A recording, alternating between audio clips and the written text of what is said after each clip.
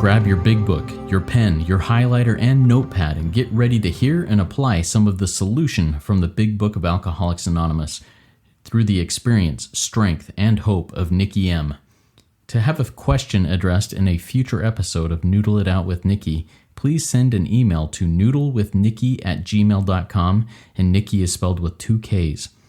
To get a more interactive experience with Nikki as she noodles out life and recovery questions using the Big Book of Alcoholics Anonymous, you can get a link to her weekly Noodle It Out with Nikki meeting held live on Zoom every Monday morning at 9 o'clock Eastern Time. The information to that meeting is in the show notes of this podcast.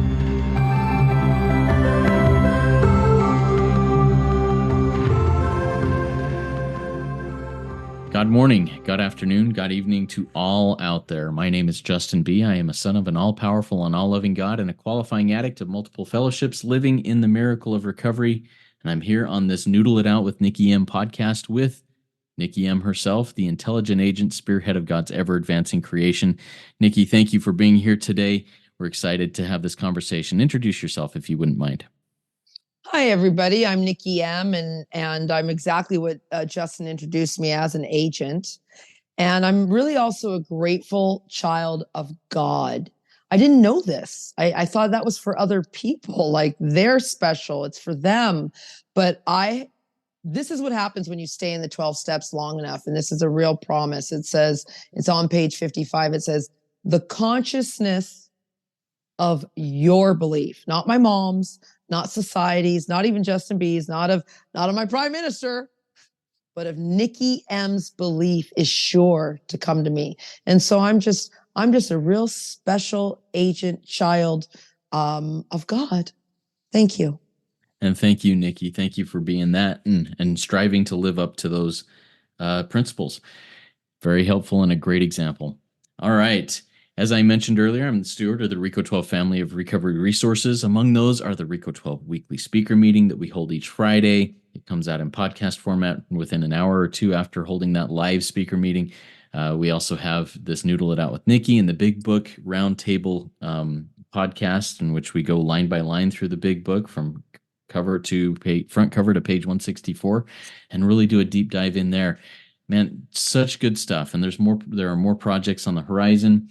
Thank you for all of your support, whether it's just listening and sharing with those in your recovery networks, or if you have given or choose to give financially to this project, it's very helpful.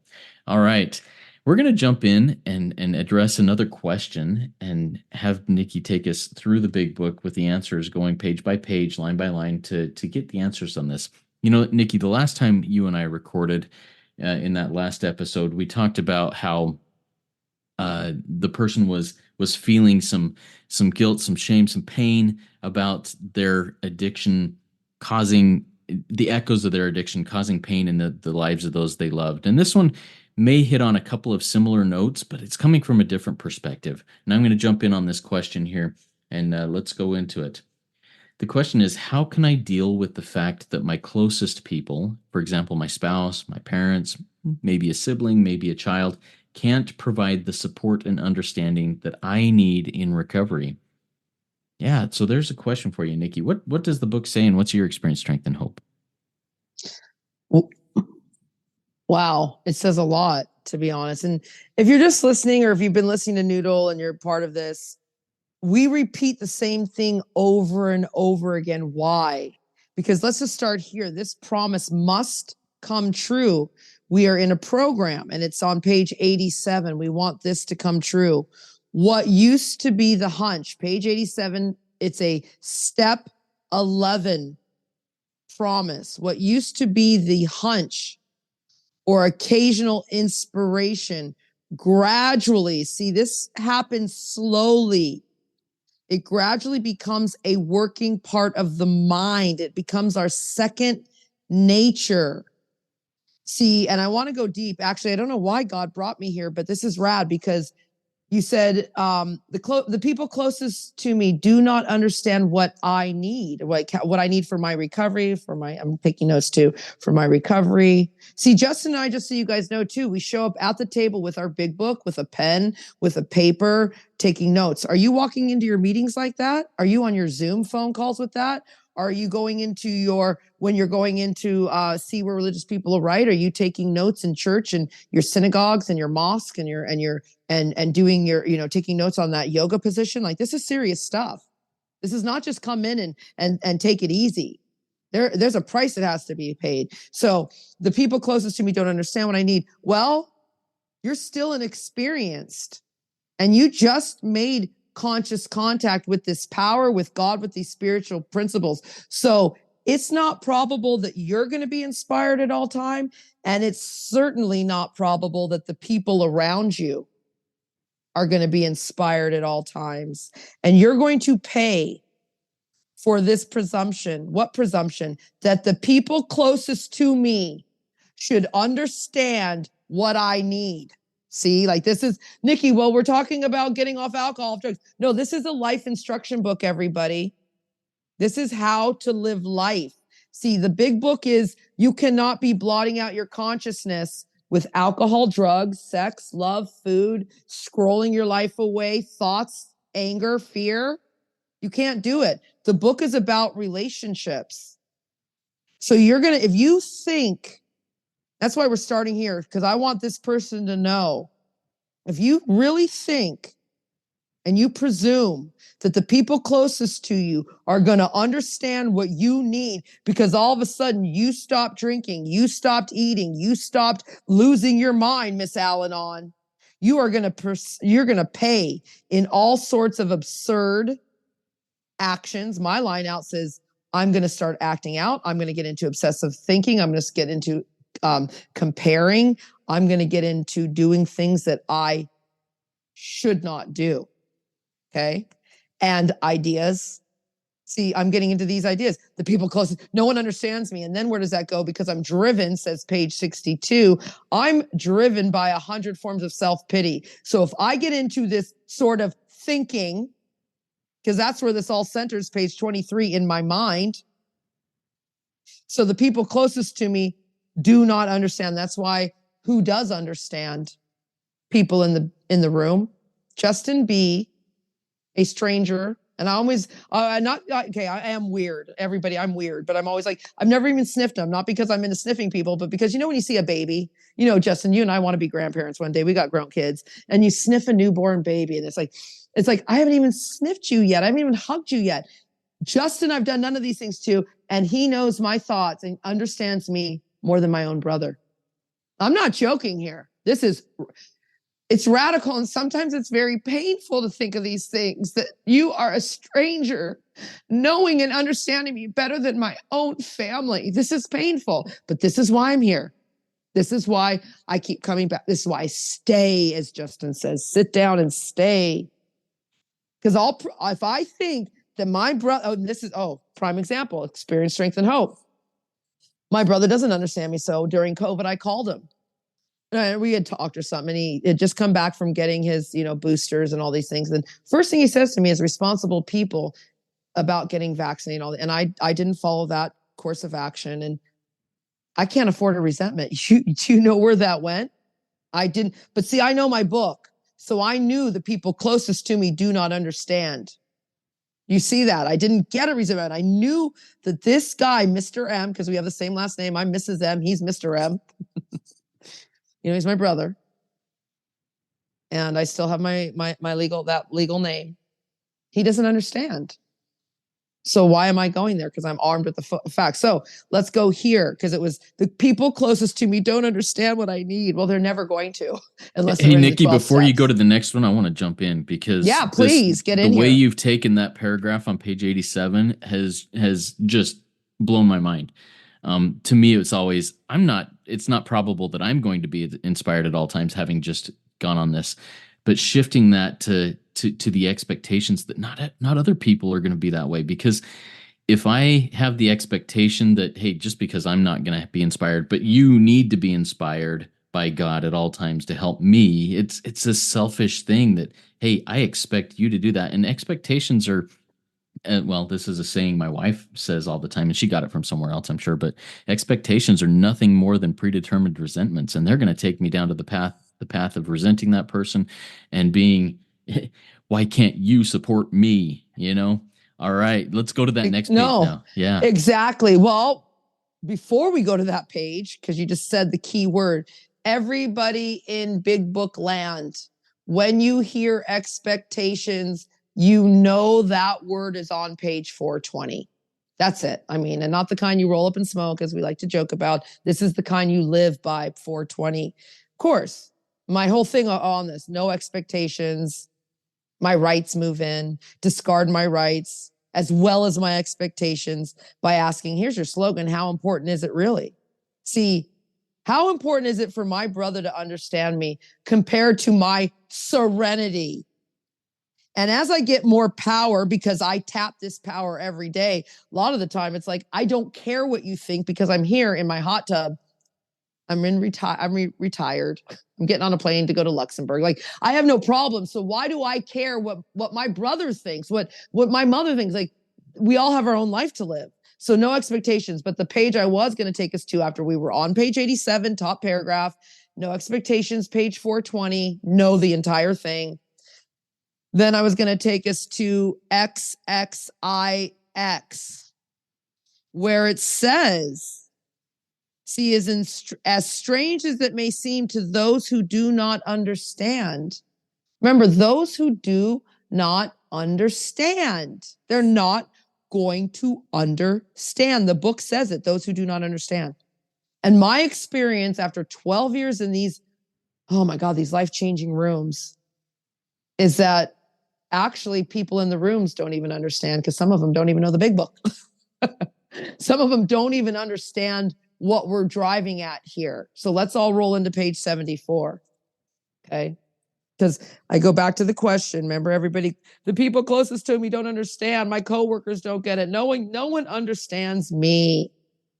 Well, it says right here at the very top of page 74, rightly and naturally, we think well before we choose the person or persons with whom to take this intimate and confidential step. Nikki, that's for a fifth step. Oh, I'm sorry, madam, sir. We said this was an instruction book for life. So this is for anything you're doing, not just for a fifth step. So maybe you're taking the wrong information to those people who are closest to you because they will never understand. You're not thinking well. There it is. Think well. Or you're just running your mouth off at anybody. No, I better think well before I tell my sister, my brother. They're not in the program. And I can get a little tight. I do get loose-lipped. I don't think so well before I open my mouth around Justin B. I really, that's the truth. I don't really, there's my friend on here, one of my earth angels. I don't really think too well. I just kind of spew things out. And in some moments that can be, but we both have a program. So we'll course correct, she'll pause, I'll pause, and we'll look at each other and go, super freak, we need to really slow down right now because we get it. And then it says right here, it says, we will want to go to the properly appointed authority. See, a lot of the time, those closest to me that don't understand aren't even on the planet Earth. The properly appointed authority is God. What do I do about this? Should I break up with them, Nikki? What do I do? Get to God. Oh, but my therapist said this. Well, you're beyond human aid, so that's fine. You can noodle it out with your therapist. You can noodle it out with big book people. But the properly appointed authority for your sex life is God. Like this gets real deep. And then let's go down to the bottom of page 74, Justin, and then we can, talk a little bit more. You can tell me what you think. I love this very bottom. Remember again, everybody, the big book is about recapturing the ability to love again, to love yourself, to love God, your creator, and to love everyone around you. So at the bottom of page 74, it says, we talk to the right person. See, those closest to me who don't understand what I need because I suffer the disease of alcoholism are not the right person. See, it's important that he, she, the person, those closest to me, the people, the properly appointed authority, the PAA, whoever Nikki M and Justin B are talking to in this moment, not all moments, this moment, be able to keep a confidence. I need a trusted servant that fully understands. You don't need to do that, Nikki. Look what he did to you, Nikki. Look what your government did to you during COVID, Nikki. You don't need to pray for your prime minister and love him. Oh, yeah, I do, or I'll die. Like a radical. Fully understand and approve. Nikki, not only do you need to pray for your prime minister, you need to stop talking about him in a non-loving way. You understand, like, this is radical. Oh, that's right. God's going to give you your God partner, Justin B, who shares the same name as your prime minister. You got to say it all the time and learn to love that name. Thank you for not reflecting your prime minister on me just because we share the same name. But yeah. Oh, we have fun here, you guys. Yes, we are just we here. do. This is what recovery is. So don't get upset when the people closest to you don't understand. Go find someone who does. I mean, Justin, right? Isn't this what this is about? Yeah, I think it is, and that's something that once again, I love walking through this because I think I understand a lot of these passages from the big book, and I understand how they work for me in my life and how I can help my sponsees apply these principles or be an example or turn them to those principles to do those things. But so often the normies, the ones who trying to find the line here, the ones whose lives may still be run on self-will, who are not in the rooms of recovery, I'm seeing how these things apply to them better and better, and how I can, not in a judgmental way, but in a healthy way, look and say, is this person's life run on self-will? Am I convinced that any life, not just any alcoholic addict life, but any life run on self-will can hardly be a success? And if that's the case, why am I putting so much weight on their ability or inability to do what I need, what I think I need them to do, because that's all about me? So I don't know if, to me, that's just a new perspective, a new way of looking at things. Do you have any other thoughts on that? Well, exactly what you said. We come in here because we have a disease of perception. What do you mean, Nikki? We have a disease of perception. I mean, it says in the doctor's opinion that we can't differentiate the true from the false. It says that our addict life is our only normal one. So I need this book. I don't understand. Do you understand? You just said it. We get Chuck Chamberlain wrote that book. A new set of glasses. That's what we get, is a new set of glasses. We're reborn. This is real radical. Like, don't forget, everybody. Let's go here real quick, because I mean, we could just keep dancing around the big book, of course. And when you get off this podcast, Justin, put on a song and dance. I'm going to do the same too. And I'm going to ask all our family and listeners out there, just after because you're probably walking, just put on your favorite song and just dance. Just dance, because that's what this is about. This is about living and loving and knowing and being armed with the facts about each other. I can't even remember what page I was just going to go to about, because I was like, we just got to dance. But this is, we have to be patient. We have to, page 118, we have to be very, very patient. This is not an overnight matter, you guys. This takes time. Oh, I know. Page 55 is where I was going. See, I just keep talking. Page 55 was where I want to go, and then I guess you'll close us out. But because this was about the people who don't understand me. Well, you have to, number one, sweep away all your prejudice. Everything you've ever known, sweep away. Then you got to think really honestly. Has everything I've ever been taught, programmed into believing from my parents, society, that tell lies to your vision, television, all these things, is that true? I got to think honestly. And then I got to search diligently within myself. And then it says here, yes, if you wish, you can join us on a broad highway. And it says, with this attitude, what attitude, Nikki? With the attitude of sweeping away everything you've ever known, people. With thinking radically honest, like radically honestly, it's like, am I special? Is God really my creator? Am I really chosen? Do I really get to ask and all my needs will be met, as long as they're for the greater good of the human race? See, this is real radical thinking. And then I got to search diligently. Not, what do you mean? Not within those people, Justin, not within that bottle, not within that baggie, not within that mall, not within those porn, not within those bag of chips, not within validation. No, you mean only within me is where I find all this? Yes. And then the consciousness of your belief is sure to come to you. That's a great promise. The consciousness of your belief, meaning you're going to understand that the people closest to me don't get me. You're going to give praise and thanks all the time that even one person does. I'll tell you right now, people, if you're listening and you think you're alone, call Justin B, call Nikki M. We don't just understand, we overstand. Because we're here, we're in this. This is our lifestyle, and I think, Justin, you'll agree that we really do live on page 77. Our real purpose is to serve you guys, so you're not alone. Don't go to those people who don't get it. We do.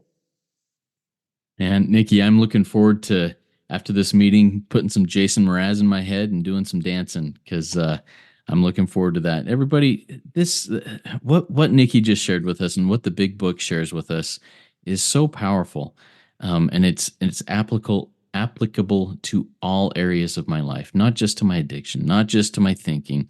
It's everywhere, and it can be of use in me being of maximum service to God and my fellows around me. Even those normies who don't get it, I can still live this life in a way that reflects that light to help lift them and serve them in whatever way it is.